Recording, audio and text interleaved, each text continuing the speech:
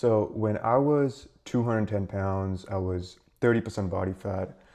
One of the things I realized was that I wasn't truly feeling spiritually aligned, or I didn't have that same kind of connection to Allah that I wish I had. And this was something that bothered me for a long time because I just thought it was a spiritual issue. I thought once I start praying more, or if I start getting up for Fajr more consistently, or start reading more Quran, or start doing these like devotional acts that we're supposed to do as Muslims, that I would start to feel like more connected, more aligned as a Muslim, right?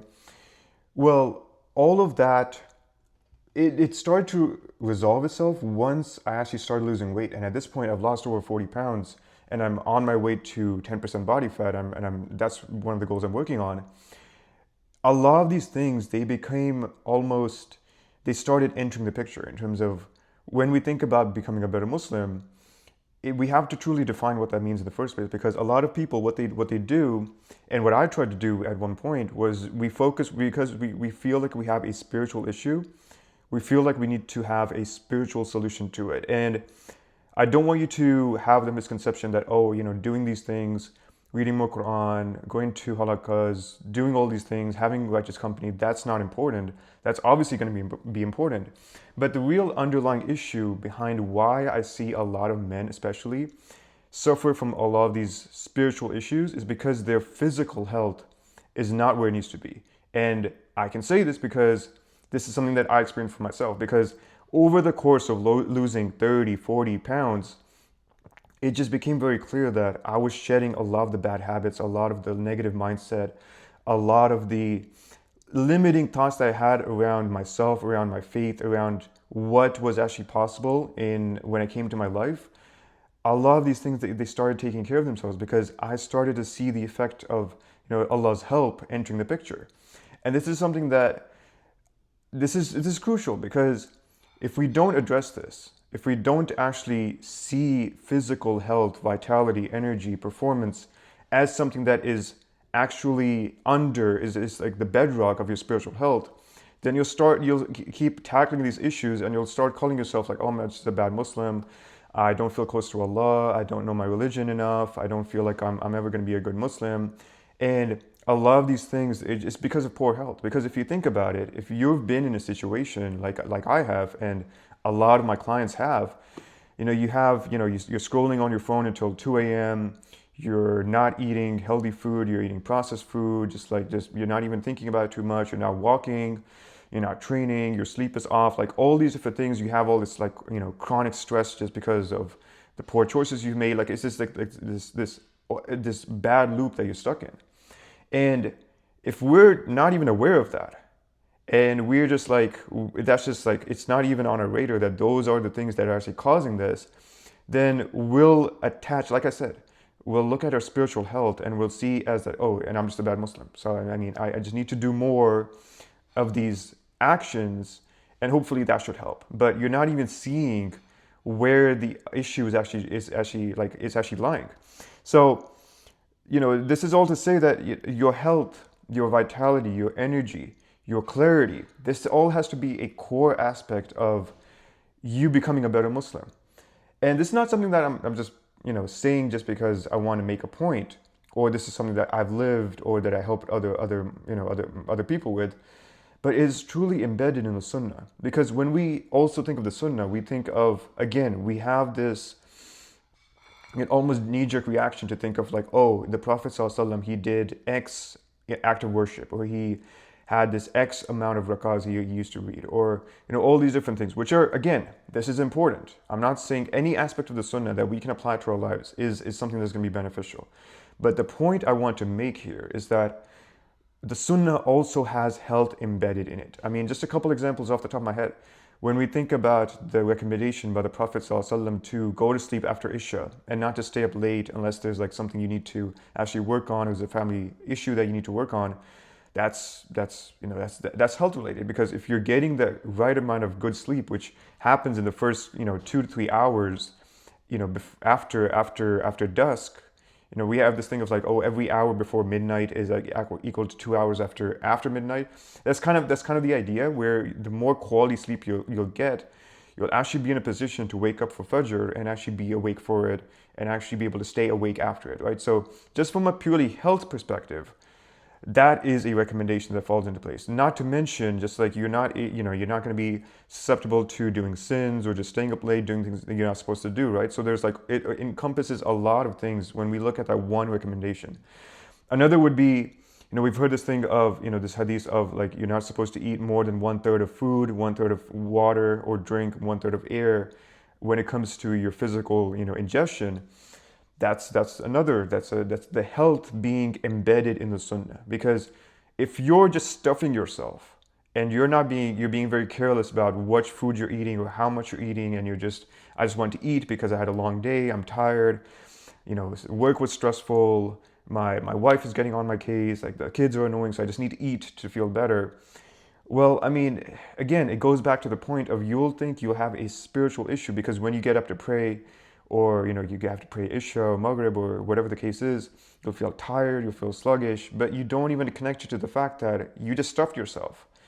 And you thought you were doing yourself, as some act of self-love, or you were just like, oh, I need to treat myself because I had a long day.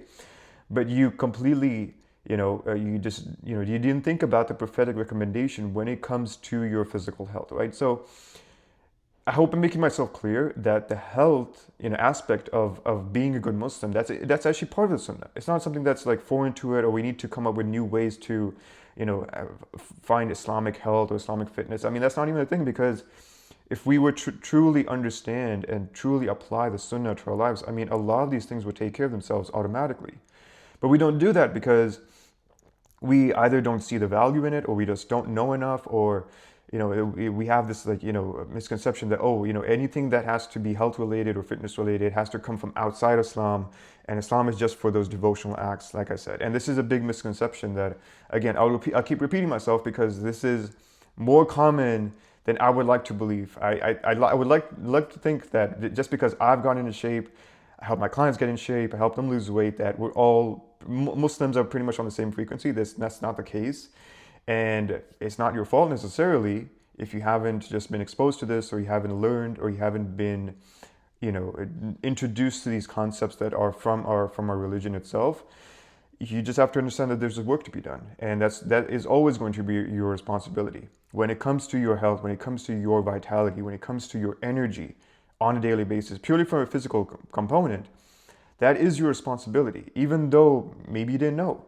Maybe you were never in a position where you just never thought about it. You were so focused on your career, you're so focused on getting married, you're so focused on achieving certain benchmarks or milestones in life that this was not really something that you thought about. And your family, there was no one in your family who really talked about this. You're never really into sports. I mean, this is something this is something that I experienced because I was never into sports because I just moved around as a kid.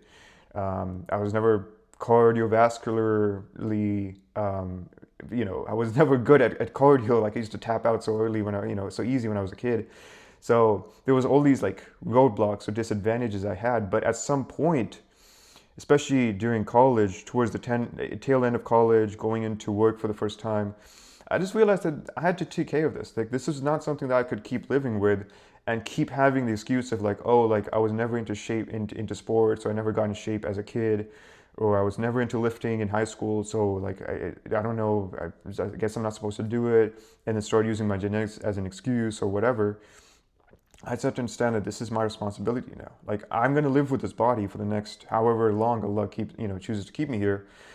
That's a responsibility I have. I have to take care of this, and the return that I'll get for my overall life, and especially my worship, that's gonna be 100-fold, 1,000-fold. Because my body will actually support me there. That's actually going to be something that's going to be an asset to me. And this is going to be very important for especially those of you guys who are in demanding careers, or you just have any career and you just feel that from a purely performance perspective, you just feel like you're not operating at your best. Because even if you take someone who's, and I'm going to list out a couple examples. If you think of someone who is an IT worker and they're on the computer 8 to 10 hours a day, and they're just like coding or doing whatever IT people do. I just don't know enough.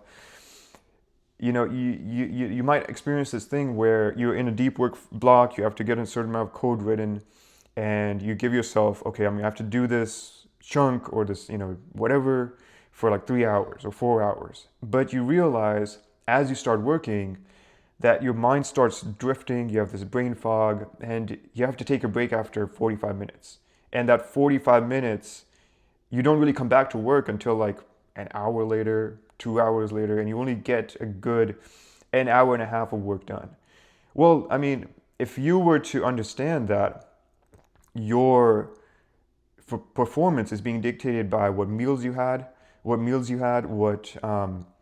your carbs are timed, whether you trained that morning, you would understand that, okay, if I do this, it's a small investment when it comes to my time, but I'll have better performance when it comes to work. I'll be able to get this code done. Or for your in the operating room as a physician and you're working on procedure, you'll actually be able to be more mentally and cognitively there to be able to support your residents or get the procedure done, and you won't make any crucial errors or anything like that. I mean, that will do so much for you.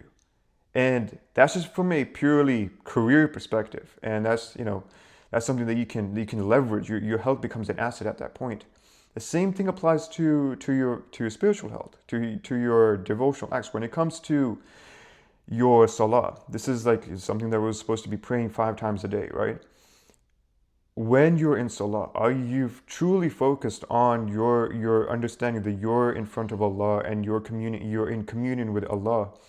Or is it the fact that you're not really there, not because you didn't want to be there? You have this desire to actually be present, to be a good Muslim, and you want to be present, but your body is just not aligned with that because you don't realize that you had a very carb-heavy meal just before Zohar, and that's affecting your focus in Salah right now. So is it the case that you're actually fully present? Or is your body getting in the way? Or, let's take it a step further. If you've put on a lot of weight, you're 40, 60 pounds heavier than you should be, are you very, self-conscious about your physique or your body? And you're just feeling your belly fat in the way, and you're just like, it's just something that's maybe it's become normal, maybe it's become more subconscious at this point, but it's still there as a lingering thing that you don't want to be dealing with. But it's just like, it's once you turn the 30s, it's just like you put on a lot of body fat, and you just accepted this reality. So even from a purely physical aspect, when it comes to our worship, your health is a big component of this, and it is absolutely crucial that you understand why this is something that you need to take care of sooner rather than later. Because something that I hear from a lot of people is that, it's not that bad enough. It's not that bad. Like I'm not like in serious condition. I don't have any, serious health conditions. I'm not super overweight. I'm not obese. I'm not, I don't need to get in shape because it's, I don't really have time for it. I have family, I have kids, I have work. So it's not something that I can really focus on right now. To put it very simply, these are, first of all, excuses. You have to understand that these are all excuses. If I were to put you in a position, to clone you, there was another man with the same exact conditions, but he was also fixing his health, he would be doing 10 times more than you. And he would love his life. So let's just get that clear, that this is all an excuse. But the other component of this is that you don't truly realize, because you've never done it, and you can't be faulted for this, but you don't even try to realize and to understand that how much your life could truly improve. How much of a better quality of life you would have when you were done with this transformation, or you actually took the first step, because you were looking at it from the lens of, I have to do this exhausting work of going to the gym, of eating clean, of giving up these bad habits, or not going out with my friends as much, or not, doing all this. And you're seeing that as a sacrifice. You're seeing that as like something I need to give up because I need to do this hard and demanding and exhausting thing, which is getting in shape. Well, I'll tell you from personal experience that, before I get into it, there's this saying, you might have seen it on social media, where your new life will cost you your old one. And it's very true. A lot of people, they read that and they're like, oh yeah, I mean, that's true. I mean, if you want to change, you have to, if you want change, you have to change, right? But what you don't realize, and this is something that I learned after I did lose the 40 pounds, is that your new life is a better version, just completely.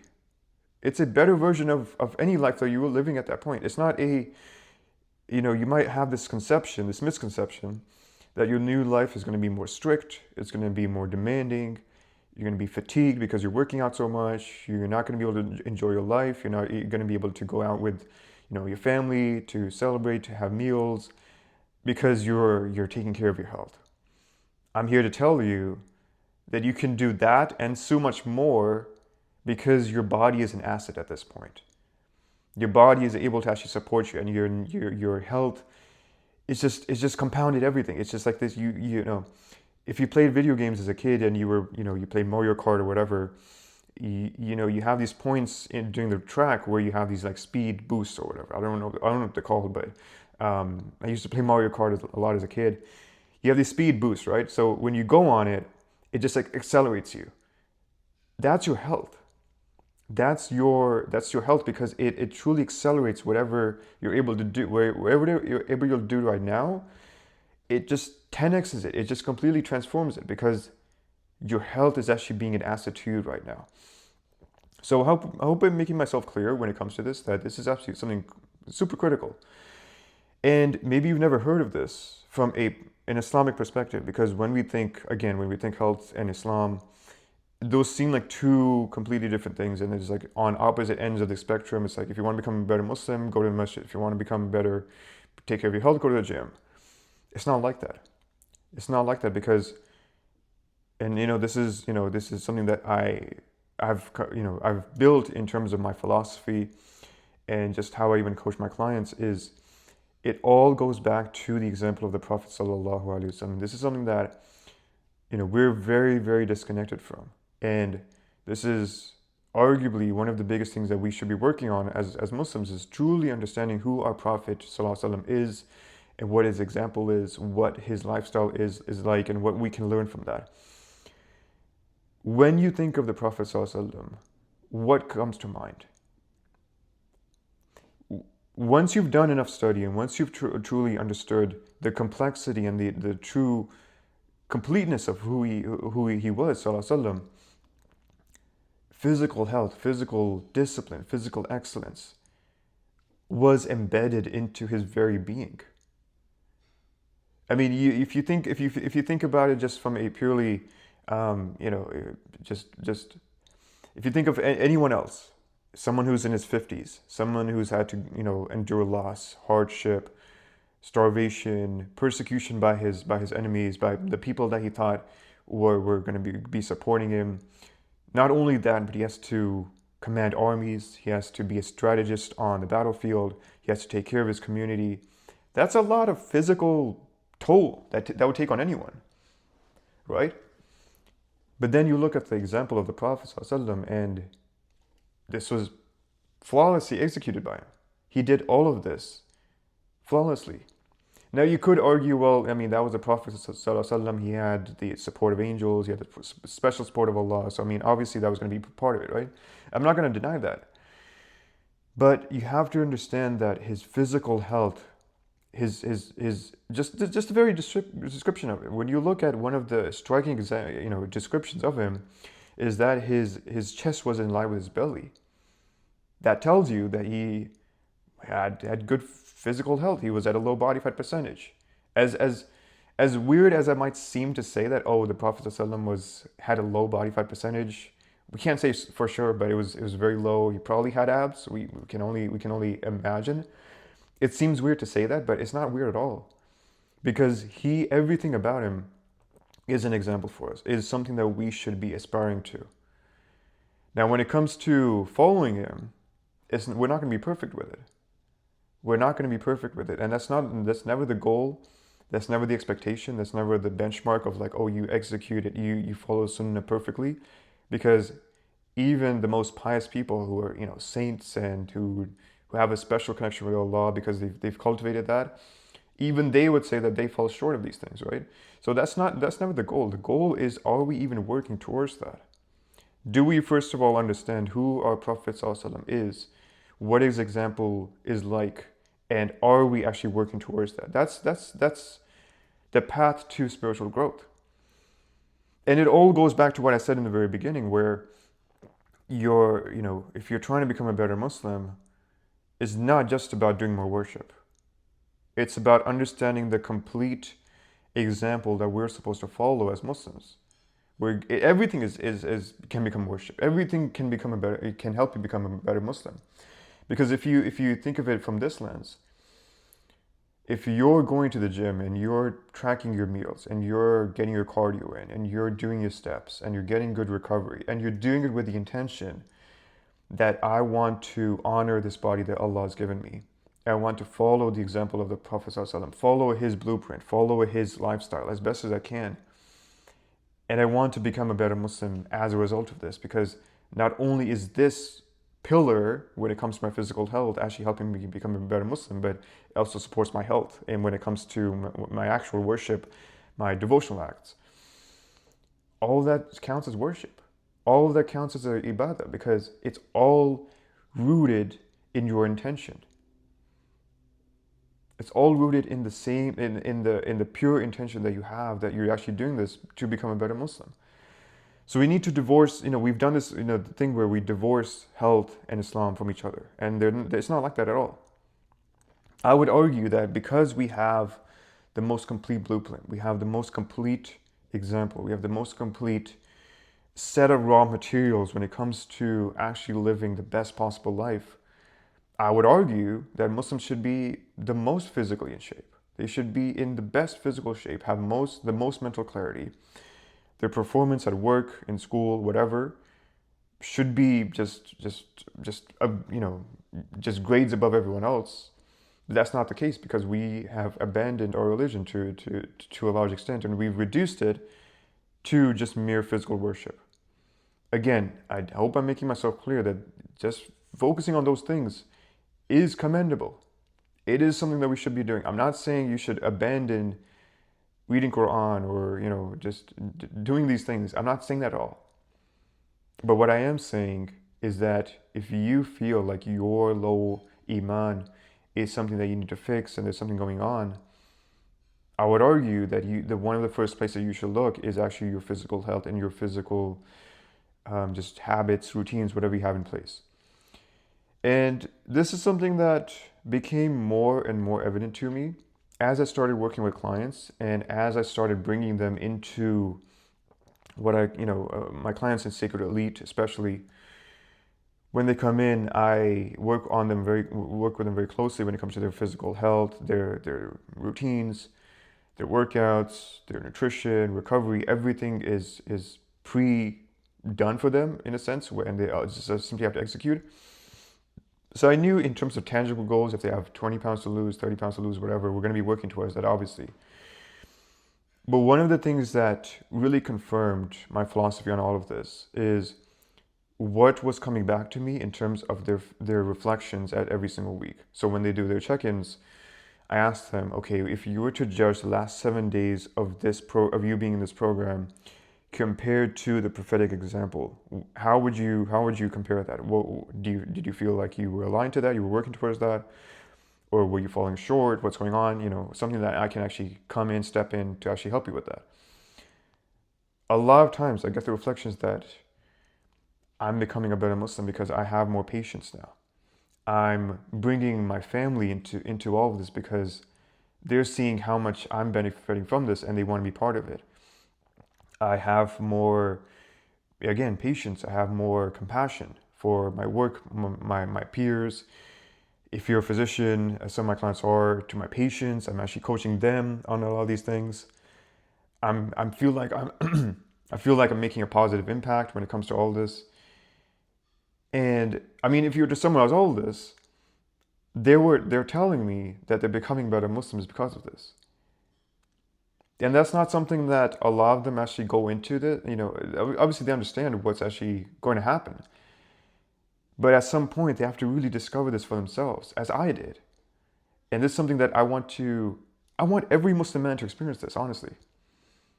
Where you get to a point where your physical health, your spiritual devotion, your mental clarity, your everything that you're working on is all just supporting each other. It's like, you've probably heard the saying of like, rising tides raise all ships, right? So everything is working in harmony, and because you're feeling so, spiritually aligned, and you have so much just conviction in terms of you being actually working towards becoming a better Muslim, that transfers over into your physical discipline because you want to actually apply that there and vice versa. It just becomes like this virtuous cycle. And I'm very fortunate that I actually get to work with all my clients on this, and this is exactly what I want to be doing. Anyone who has this aspiration, who has this desire, that I know that there is something that there's another level that I can truly unlock if I were to get my physical health in order. Not just merely for the fact of like, oh, I want to have abs, or I want to look better, or I want to get married, or whatever. Those are all important things. And I would argue that if that is your goal, that's actually virtuous. That's something that you should be doing. But if you want to take it a step further, and you understand that my health, my physical, just my physicality is something that will actually support me in becoming a better Muslim. I mean, you like, it's something that you should be working towards. It's something that you should be doing. It's something that you should be looking for someone who's actually walked the path already, and just follow in their footsteps. Because this is the final thing I'll end on. It took me over 2.5 years to lose the 40 pounds that I've able to do at this point. Not because I didn't know what to do. I think we all, in the age of AI, in the age of like just so much information being out there, it's not because I didn't know. It's because I didn't have the exact blueprint, the exact role model, the exact proven method to actually get there. And I was trying all these different things: cardio, just tracking my meals, counting calories, meal prep, all these different things, right? And I would argue that all of those things, they can work. But is it actually moving you closer to your goal? Is there a proven system that you can follow? Just, almost put these blinders on and just say, okay, like, I'm just going to focus on this proven method. It's going to get me to where we need to go. And by the end of 12 weeks, 16 weeks, 6 months, whatever the case is, I'll have achieved X result. If you cannot do that, and you have not found the path that not only factors in your health goals, your fitness goals, but also your spiritual health, then I would argue that's something that you need to be working towards, and you need to be finding that.